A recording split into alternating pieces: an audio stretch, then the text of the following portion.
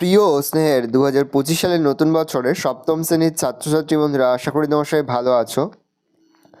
আজ আমরা যে বিষয়টি নিয়ে আলোচনা করব, সপ্তম শ্রেণীর সেকেন্ড সামেটিভ অর্থাৎ দ্বিতীয় পর্যায়ক্রমিক মূল্যায়নের বাংলার কোশ্চেন পেপার নিয়ে। দেখো সরাসরি স্ক্রিনে তোমার সপ্তম শ্রেণীর সেকেন্ড সামেটিভ অর্থাৎ দ্বিতীয় পর্যায়ক্রমিক মূল্যায়নের বাংলার কোশ্চেনটা দেখতে পাচ্ছ। ফুল মার্কস তোমাদের রয়েছে 50, সময় তোমাদের রয়েছে 1 ঘন্টা 30 মিনিট। প্রিয় সপ্তম দেখো সরাসরি স্ক্রিনে তোমার প্রিয় সপ্তম শ্রেণীর ছাত্রছাত্রী বন্ধুরা, আশা করি তোমার সবাই ভালো আছো। আজ আমরা যে বিষয়টি নিয়ে আলোচনা করব, সপ্তম শ্রেণীর সেকেন্ড সামেটিভ অর্থাৎ দ্বিতীয় পর্যায়ক্রমিক মূল্যায়নের বাংলার কোশ্চেন পেপার নিয়ে। দেখো সরাসরি স্ক্রিনে তোমার সপ্তম শ্রেণীর সেকেন্ড সামেটিভ অর্থাৎ দ্বিতীয় পর্যায়ক্রমিক মূল্যায়নের বাংলার কোশ্চেন পেপারটা দেখতে পাচ্ছ। ফুল মার্কস তোমাদের রয়েছে 50, সময় তোমাদের রয়েছে 1 ঘন্টা 30 মিনিট। একের দাগে রয়েছে সঠিক উত্তরটি নির্বাচন করো যে কোনো 12টি, প্রতিটি প্রশ্নের মান 1 করে 1 × 12 = 12। উপনিষদে উক্ত চৈরাবেতি শব্দের অর্থ যাত্রা থামাও, এগিয়ে যাও, দাঁড়াও না, বসে পড়ো, এগিয়ে যাও। স্বদেশী মিটিংয়ের রীতি ছিল নেতাজির বক্তৃতার আগে নজরুলের গান। এন্টিলোপ হরিণের ঘণ্টায় গতিবেগ 45 মাইল। আলাস্কা পর্বতমালাটির নাম মাউন্ট চেম্বারলিন। অরণি বলতে বোঝায় চিত্রক গাছ। কাল থেকে মনে মোর লেগে আছে খটকা, খটকা কি নিয়ে? ঝোলা গুড় কিসে দেয়? চিরদিনের কবিতায় বর্ণিত দুর্ভিক্ষ 1943 খ্রিস্টাব্দে। প্রদত্ত কোন মানটি ভুল? সূর্য। রবীন্দ্রনাথ ঠাকুরের লেখা আমার সোনার বাংলা গানটি প্রথম গাওয়া হয় 1905 সালের 25শে আগস্ট। স্মৃতিচিহ্ন কবিতাটি রচনা করেন, উত্তর হবে কামিনী রায়। জনগণমন অধিনায়ক জয় হয়ে গানটি ব্রহ্মসঙ্গীত বলে পরিচিত পায় যে পত্রিকায়, তার নাম হলো তত্ত্বাবোধিনী। নেতাজি এখানে বক্তৃতা দিতে আসবেন, জায়গাটি হলো সরকার বাগান। চিরদিনের কবিতাটি যে কাব্যগ্রন্থে রয়েছে তার নাম হলো ঘুম নেই। কোনটি ধনাত্মক শব্দ? ঝিরঝির। প্রদত্ত কোন শব্দটি রূঢ় শব্দের উদাহরণ? উত্তর হবে মণ্ডপ। দুই দাগে রয়েছে খুব সংক্ষেপে নিচের প্রশ্নগুলোর উত্তর দাও যে কোনো 14টি, প্রশ্নের মান 1 করে 1 × 14 = 14। রবীন্দ্রনাথ জনগণমনর যে ইংরাজি নামকরণ করেন সেটি লেখো। রবীন্দ্রনাথ জনগণমন যে ইংরেজি নামকরণ করেন সেটি হলো the morning song of India. কলকাতায় বর্ষামঙ্গল গান হবে কোন মাসে? বর্ষামঙ্গল হবে কলকাতায় বর্ষামঙ্গল গান হবে শ্রাবণ মাসে বর্ষামঙ্গল হবে। মেঘচোর কাকে বলা হয়েছে? মেঘচোর পুরন্দর চৌধুরীকে বলা হয়েছে। কিষাণপাড়া নীরব কেন? পচা জল ও মশার অত্যাচারে কিষাণপাড়া নীরব। ওরা ভেবেছিল মনে মনে। ওরা কারা? শ্রীল কবিতায় ওরা বলতে যশ ও ঐশ্বর্যলোভী ব্যক্তিদের কথা বলা হয়েছে। বক্তা কি করে নিজে নিজে নোট বই লিখলেন? বক্তা অর্থাৎ বাচ্চা ছেলেটি যেখানে যা যা ভালো ভালো কথা শোনে সেগুলো সে নোট বইটিতে চটপট লিখে রাখে। কাজী নজরুলের গান রচনা অনুসারে সে সময় স্বদেশী মিটিংয়ের রীতি ছিল লেখো। লেখকদের ছোটবেলায় তারা দেখেছেন যে কোনো স্বদেশী মিটিংয়ে নেতাজি সুভাষচন্দ্র বক্তৃতার আগে কাজী নজরুল ইসলামের গান গাইতেন বা কাজী নজরুল ইসলাম গান গাইতেন। এইটাই ছিল তখনকার স্বদেশী মিটিংয়ের রীতি। আমার সোনার বাংলা আমি তোমায় ভালোবাসি গানটি প্রথম কবে গাওয়া হয়? আমার সোনার বাংলা আমি তোমায় ভালোবাসি গানটি প্রথম 1905 সালে গাওয়া হয়। গমনের সক্ষম গাছ ও গমনে অক্ষম প্রাণীর নাম। গমনের সক্ষম গাছ হচ্ছে ক্লাই মাইডোমোনাস, আর গমনে অক্ষম একটি প্রাণীর নাম হচ্ছে স্পঞ্জ। কাল থেকে মনে মোর লেগে আছে খটকা। কাল থেকে মনে কি খটকা লেগেছে? ছেলেটির মনে ঝোলাগুড়ি কিসে দেয় তা নিয়ে সন্দেহ দেখা দেয়। সাবান না পটকায়, দুটির কোনটিতে সে ঠিক করতে পারে না। এই বিষয়টি তার কাছে খটকা লাগে। এই প্রশ্নের উত্তর সে মেজদার কাছ থেকে জেনে নিলে খটকা দূর হবে। চিরদিনের কবিতায় বাংলার যে দুর্ভিক্ষের কথা বলা হয়েছে তা কত খ্রিস্টাব্দের দুর্ভিক্ষ? চিরদিনের কবিতায় বাংলায় যে দুর্ভিক্ষের কথা বলা হয়েছে তা 1943 খ্রিস্টাব্দের দুর্ভিক্ষ। ব্যস্ত ঘড়ির কাঁটা কোথায় থেমে গিয়েছে? ব্যস্ত ঘড়ির কাঁটা বৃষ্টিমুখর লাজু গ্রামে এসে থেমে গেছে। হোটেলেরা টিকিটটা কোথায় রেখেছিল? হোটেলেরা টিকিটটা কানে গুঁজে রেখেছিল। পরিদের রানী কেমন পোশাক পরেছিল? পরিদের রানী মাথায় সোনালি চুল, পরনে ছিল রূপালী পোশাক আর কোমরে জাদুকরের দড়ি জড়ানো ছিল। হোটেলার জন্মদিনে সোনা টিয়া কি উপহার দিয়েছিল? টিয়া পুটলি খুলে মামনির নখ কাটার ছোট কাঁচিটা বের করে সেটা হোটেলারকে জন্মদিনের উপহার হিসাবে দিয়েছিল। পেয়াদা কাকে ধরতে এসেছিল? পেয়াদা ঘড়িয়ালাকে, মাকুকে, সার্কাসের লোকেদের ধরতে এসেছিল। যৌগিক শব্দ কাকে বলে? উদাহরণ দাও। যে সাধিত শব্দের অর্থ প্রকৃত প্রত্যয়ের সম্মিলিত অর্থ থেকেই পাওয়া যায় সেই শব্দকে যৌগিক শব্দ বলে, যেমন করণীয়। 3 দাগে রয়েছে নিচের প্রশ্নগুলির উত্তর দাও যে কোনো 6টি। প্রশ্নের মান 3 করে 3 গুণ 6 সমান সমান 18। তার চলবার ভঙ্গিটি বড় মজার। কার লেখা কোন রচনার অংশ? তার চলার ভঙ্গি প্রসঙ্গে লেখক কি বলেছেন বুঝিয়ে দাও। তার চলবার ভঙ্গিটি বড় মজার শিবদোষ মুখোপাধ্যায়ের লেখা কাদ্দর কদ্দুর নামক রচনার অংশ।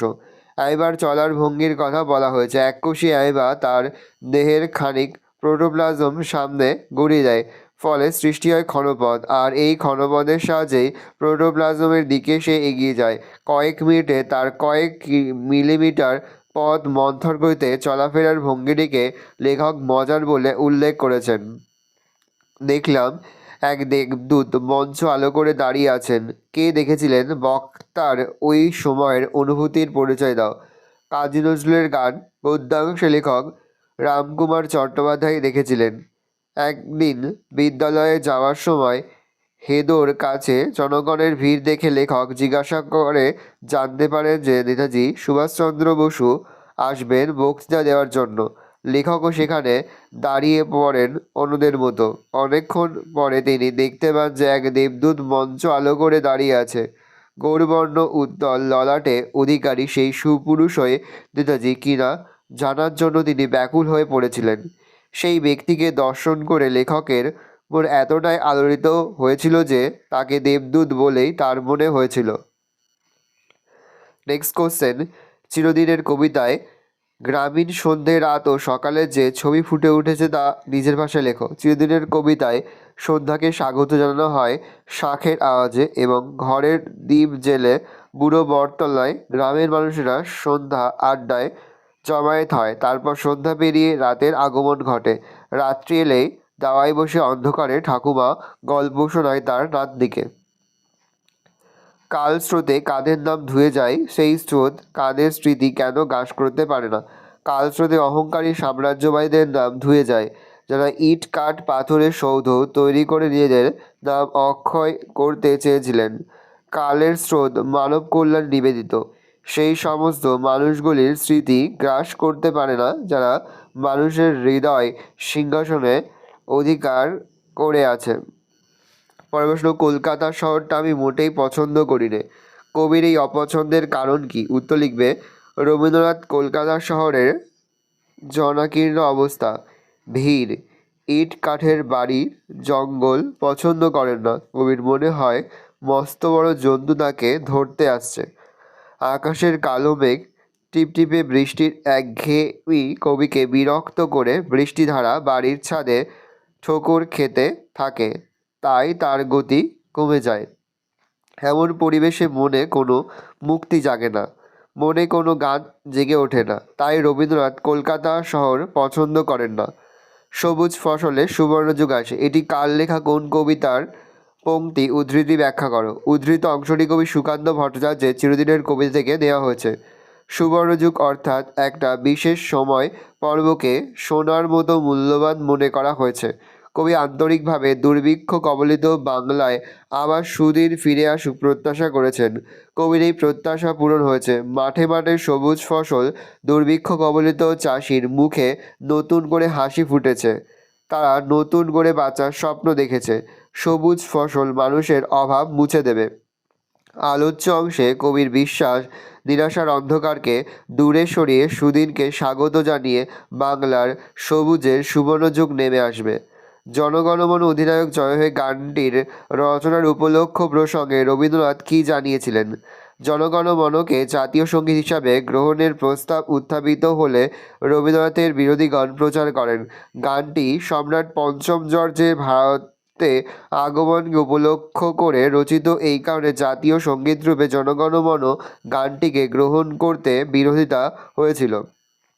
চেঞ্জ করে লিখবে, বিশ্বভারতীর প্রাক্তন ছাত্র পুলিন বিহারী সেন গানটির রচনার উপলক্ষ জানতে চাইলে রবীন্দ্রনাথ তাকে চিঠিতে লিখে জানান যে কবির কোনো এক রাজ সরকারের প্রতিষ্ঠাবান বন্ধু ভারত সম্রাটের আগমন উপলক্ষে তাকে গান রচনা করতে অনুরোধ করলে তিনি গানটি রচনা করেন। তিনি গানের সেই ভারত ভাগ্য বিধাতা, যিনি জনগণের অন্তর্যামী পথ পরিচারক, যুগান্তরের মানব ভাগ্য পরিচালক, তিনি কোনো পঞ্চম বা ষষ্ঠ বা কোনো জর্জয় হতে পারেন না, এই কথা সেই রাজভক্ত বন্ধুটিও বুঝিয়েছেন। এইভাবেই সেই বিরোধিতার অবসান ঘটেছিল। আপনি আমার সঙ্গে ঠাট্টা করছেন? কোন প্রসঙ্গে বক্তার এই কথা বলেছেন? বক্তার এমন ভাবনার কারণ লেখো। প্রশ্নোত্তর অংশটি সাহিত্য সুনীল গঙ্গোপাধ্যায় রচিত মেঘচোর গল্প থেকে নেওয়া হয়েছে। উক্তিটির বক্তা হলো কার্পভের কন্যা অসীমা। পুরন্দরের আবিষ্কৃত গোলকের মধ্যে লেক স্লেভারের সমস্ত বরফ মাত্র 5 মিনিটেই বাষ্প হয়ে মেঘে পরিণত হবে, আর সেই মেঘ কার্পভের দেশ সাইবেরিয়ায় নিয়ে গিয়ে বৃষ্টিপাত ঘটাতে চেয়েছিলেন বিজ্ঞানী পুরন্দর চৌধুরী। সেই প্রসঙ্গেই অসীমা বিজ্ঞানীকে উদ্দেশ্য করে উক্তিটি করেছে। অসীমা জানে যে এত বিশাল মেঘ কোনো স্থানে ভেঙে পড়লে সেই স্থানের দারুণ ক্ষতি হয়ে যাবে। সে কথা শুনে নির্লিপ্তভাবে বিজ্ঞানী পুরন্দর বলেন, বড়জোর 1 ইঞ্চি বেশি বরফ জমবে। সে এক এলাহি ব্যাপার। কোথায় এলাহি ব্যাপার ঘটেছে? এলাহি ব্যাপারটি সংক্ষিপ্ত বর্ণনা দাও। লীলা মজুমদার প্রণীত মাকু নামাঙ্কিত কিশোর উপন্যাসে বনের মধ্যে থাকা অপূর্ব এক হোটেলকে এলাহি বলা হয়েছে। সেই হোটেলের চেহারা দেখে সোনাটিয়াকে অবাক। গাছ থেকে খানকতক বড় লণ্ঠন ঝুলছে। গাছের গোড়ায় 3টি পাথর বসিয়ে প্রকাণ্ড উনুন তৈরি করা হয়েছে, আর গনগনে আগুনের ওপর মস্ত পেতলের হাঁড়িতে টকবক করে ফুটছে সুস্বাদু খাদ্য। চারিদিকে তার সুগন্ধ ছড়িয়ে পড়ছে। মাথার ওপর ডালপালার ফাঁক দিয়ে চাঁদের স্নিগ্ধ আলো এসে পড়ছে। শুকনো পাতা দিয়ে ঢাকা মাটিতে সেই আলো অপূর্ব ছবির মতো চিত্র তৈরি করছে। এজন্য আলোচ্য এই উক্তি করা হয়েছে। ঘড়িওয়ালা কত বছর ধরে কোথায় কিভাবে মাকুকে বানিয়েছিল? প্রায় 17 বছর পরিশ্রম করে বা 17 বছর ধরে পরিশ্রম করে ঘড়িওয়ালা মাকুকে তৈরি করেছিল। এই সময় সে বাড়িঘর ছেড়ে ঘড়ির কারখানায় পড়েছিল মাকুর জন্যই। কারখানার ম্যানেজার উদাস্ত খাটিয়া ঘড়ির ঘরের তাকের নিচে শুতে দিয়েছিল আর ছাইপাশ খেতে দিয়েছিল। তবু সে সারা রাত জেগে গুদামে পড়ে থাকা পুরনো বিলাতি ঘড়ির কলকবজা খুলে নিয়ে মাকুর পেটে পুড়েছে, এবং এভাবে খেটে একদিন তার মাকুকে সম্পূর্ণ বা পূর্ণ রূপ দিয়েছে। 4 দাগে রয়েছে নিচে যে কোনো একটি বিষয়ে রচনা লেখো। প্রশ্নের মান 6। পরিবেশ রক্ষায় ছাত্রছাত্রীদের ভূমিকা, দেশ ভ্রমণের উপযোগিতা, প্রাচীন জলাশয়ের আত্মকথা, চরিত্র গঠনে খেলাধুলার ভূমিকা। প্রথম রয়েছে পরিবেশ রক্ষায় ছাত্রছাত্রীদের ভূমিকা। ভালো করে দেখুন, আমি আস্তে আস্তে স্ক্রল ডাউন করছি।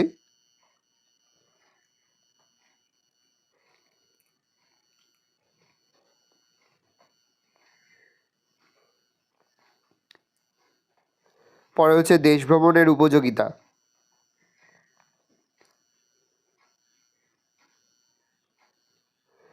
ভালো করে দেখে নাও, এই রয়েছে টোটাল তোমাদের সেকেন্ড সেমিস্টার অর্থাৎ দ্বিতীয় পর্যায়ক্রমিক মূল্যায়নের 7ম শ্রেণীর বাংলার কোশ্চেন পেপার। ভালো কোশ্চেনটা দেখে নাও টেক্সট বই থেকে কোন কোন প্রশ্নোত্তরগুলো তোমরা ভালো করে অধ্যয়ন করবে। প্রথম বিষয় রয়েছে শিবতোষ মুখোপাধ্যায়ের লেখা কাদ্দর কদ্দুর। দেখে নাও এখান থেকে যে প্রশ্নোত্তরগুলো পড়বে, 1 দাগে যে 5টা শর্ট কোশ্চেন রয়েছে, 5টাই কিন্তু ভালো করে প্র্যাকটিস করে এখান থেকে যে কোনো একটি শর্ট কোশ্চেন তোমাদের পরীক্ষায় থাকবে। শূন্যস্থানগুলো ভালো করে প্র্যাকটিস করবে।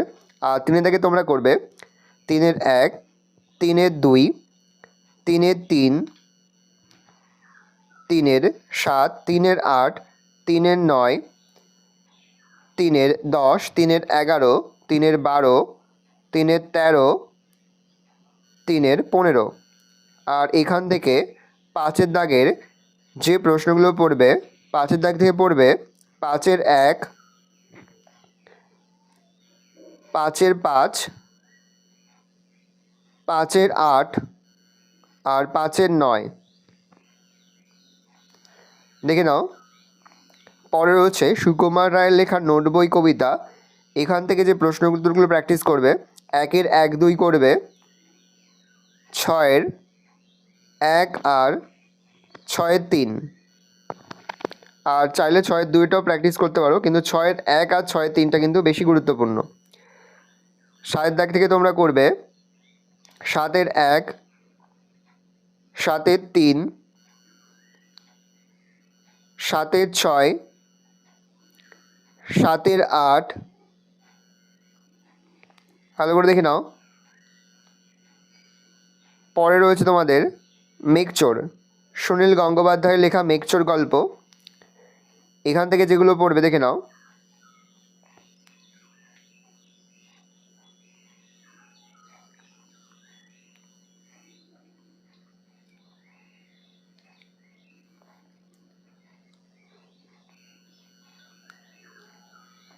এগারোর 1, 2, 3, 4, 5, 6, 7, 8, 9, 10, 11, 12, 13, 14, 15, 16, 17, 18, 20, 21,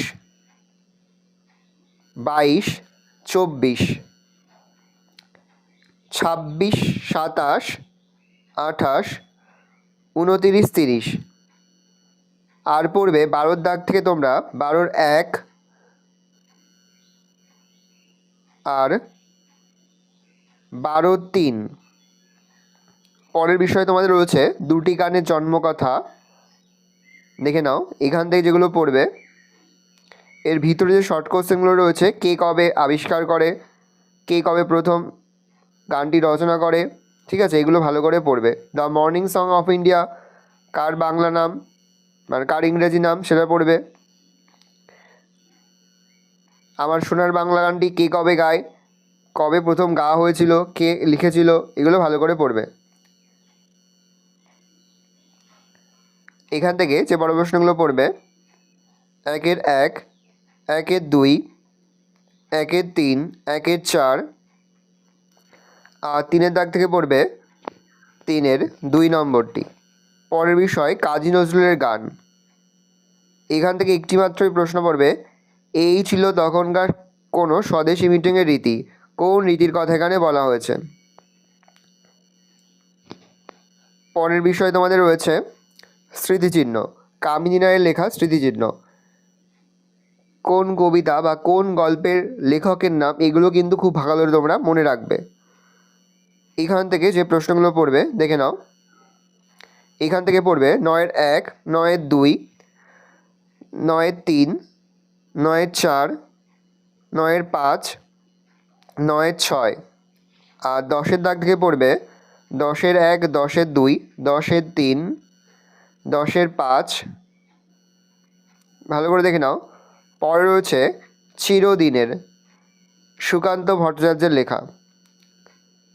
এই কবিতা থেকে যে প্রশ্নগুলো পড়বে, এখান থেকে পড়বে 10-1, 10-2, 10-3, 10-4, 10-5, 10-6, 10-7, 10-8, 10-9, 10-11, 10-11 দাগের পড়বে। 11 দাগের প্রথম প্রশ্নটি পড়বে। পরের বিষয় রয়েছে জাতের বজ্জাতি। এখান থেকে কোনো রকম প্রশ্ন নেই। পরে হচ্ছে গান, এখান থেকে কোনো রকম প্রশ্ন নেই। পরে ভানু সিংয়ের পত্রাবলী। এখান থেকে অধ্যায়ভিত্তিকভাবে যে প্রশ্ন উত্তরগুলো তোমরা পড়বে দেখে নাও। 1 থেকে যে শর্ট কোশ্চেনগুলো রয়েছে সবগুলোই ভালো করে পড়বে। 2 দাগের করবে 2-1, 2-2, 2-4, আর পড়বে তোমরা 2-7। দেখে না ভালো করে। এই রয়েছে টোটাল তোমাদের সেকেন্ড সামেটিভ অর্থাৎ দ্বিতীয় পর্যায়ক্রমিক মূল্যায়নের সপ্তম শ্রেণীর বাংলার সম্পূর্ণ অধ্যায়ভিত্তিক সাজেশন। এই বছরের জন্য তোমাদের কিন্তু লাস্ট অধ্যায় রয়েছে ভানু সিংয়ের পত্রাবলী।